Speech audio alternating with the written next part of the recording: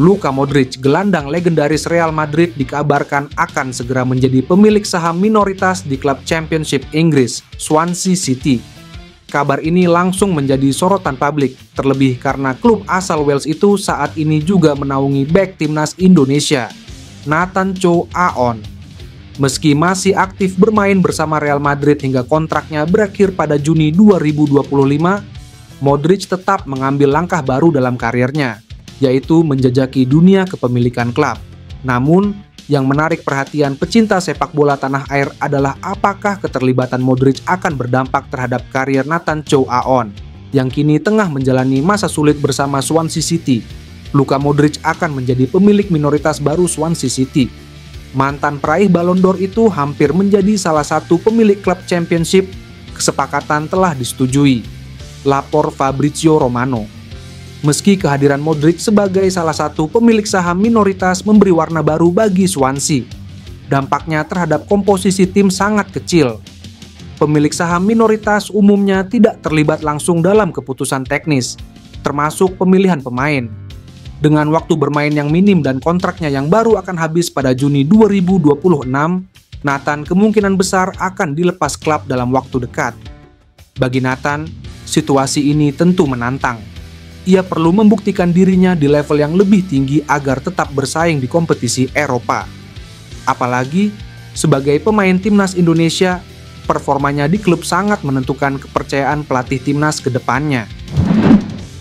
Geger setelah berhasil membantai tim nasional Indonesia U17, tim yang jadi lawannya yakni Korea Utara U17, mendadak jadi sorotan.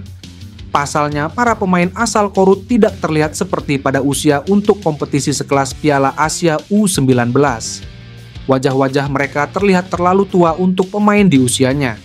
Bahkan, secara postur badan juga demikian, sontak saja jika dibandingkan dengan tim asuhan Nova Arianto, perbandingannya sangat jauh berbeda sekali.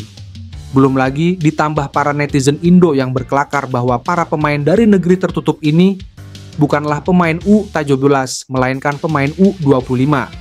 Jalannya pertandingan sewaktu Indonesia U17 dibantai Korea Utara U17 memang terasa berbeda. Para pemain Korut terlihat sebagai pemain tangkas semua.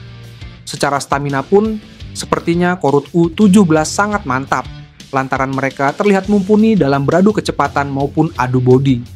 Tim Korea Utara muda ini benar-benar layaknya kuda hitam, lantaran bermain secara mengerikan, karena membantai skuad Garuda Muda tanpa ampun. Bahkan sebelum pertandingan berakhir, tim Korut juga terlihat masih mengencangkan serangan.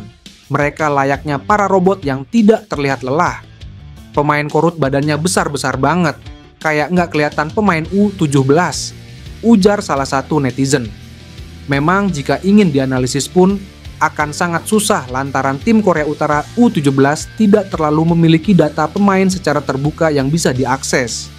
Dan lagi, melihat performa sekaligus permainan dari Korut U17, mereka terlihat layaknya seperti pemain profesional, walaupun tergolong muda untuk kompetisi U17. Nama Jairo Ridwal disebut menjadi satu lagi pemain yang bakal dinaturalisasi untuk bergabung dengan timnas Indonesia. Pelatih timnas Indonesia, Patrick Kluivert, mengaku sudah melakukan pendekatan dengan sang pemain.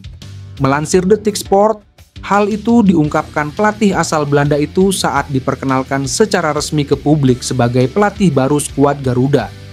Saya tidak tahu apakah saya boleh bilang ini sama ketum PSSI. Tetapi saya sudah bicara dengan beberapa pemain yang bisa dinaturalisasi, saya tidak tahu apa saya boleh sebut namanya. Tetapi ada satu nama yang bisa saya bilang, Jairo Ridwal, ucap Kluivert. Dia mengaku telah membuka komunikasi dengan Jairo Ridwal. Ia pun berupaya untuk menyelesaikan rencana itu secepat mungkin. Saya sudah berbicara dengannya. Kami sedang coba menaturalisasi salah satu pemain secepat yang kami bisa, kata pelatih kelahiran Amsterdam tersebut. Ketua Umum PSSI Erick Thohir memetik pelajaran usai timnas Indonesia U17 dibantai 0-6 oleh Korea Utara U17 pada perempat final Piala Asia U17 2025. Erick juga mengimbau kepada supporter dan netizen jangan menghukum para pemain timnas Indonesia U17.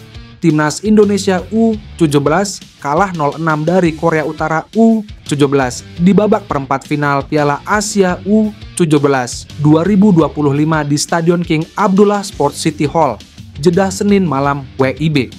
Meski kalah telak, Erik tetap salut atas prestasi yang ditorehkan Timnas Indonesia U17 di Piala Asia U17 2025.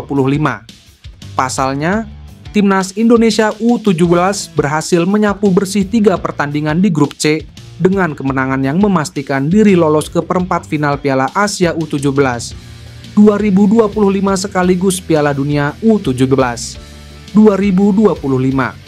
Harus diakui babak 8 besar memang berat. Lihat bagaimana Jepang dikalahkan Arab Saudi melalui adu penalti. Lalu kemunculan kekuatan baru, model pembinaan berkelanjutan seperti itulah yang harus kita temukan agar bisa seperti Jepang, Korsel, dan kini Uzbekistan, kata Erik. Erik pun tetap meminta para pemain dan tim pelatih kembali ke tanah air dengan kepala tegak karena mampu berkompetisi dengan baik dan meraih tiket ke Piala Dunia U17 November mendatang di Qatar melalui babak kualifikasi. Bahkan, secara khusus, ia juga meminta pecinta bola dan netizen jangan menghukum pemain karena kalah, atau membuli, bahkan memecah belah pemain serta tim pelatih.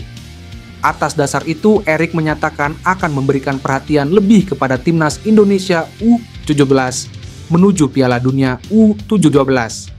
Erik juga menegaskan PSSI tidak bisa berhenti dalam menjalankan program pembinaan prestasi para pemain muda Indonesia. Penyerang keturunan Mauro Zijlstra mengaku dirinya menunggu lampu hijau PSSI untuk menjalani proses naturalisasi dan bergabung Timnas Indonesia. Bomber muda milik FC Volendam itu memang sudah mengirimkan dokumen-dokumen miliknya ke Federasi Sepak Bola Indonesia itu sejak tahun lalu. Bahkan nama Mauro Zijlstra terpampang jelas di meja kerja Sekjen PSSI, Yunus Nusi, dalam secari kertas mengenai daftar pemain yang akan dinaturalisasi.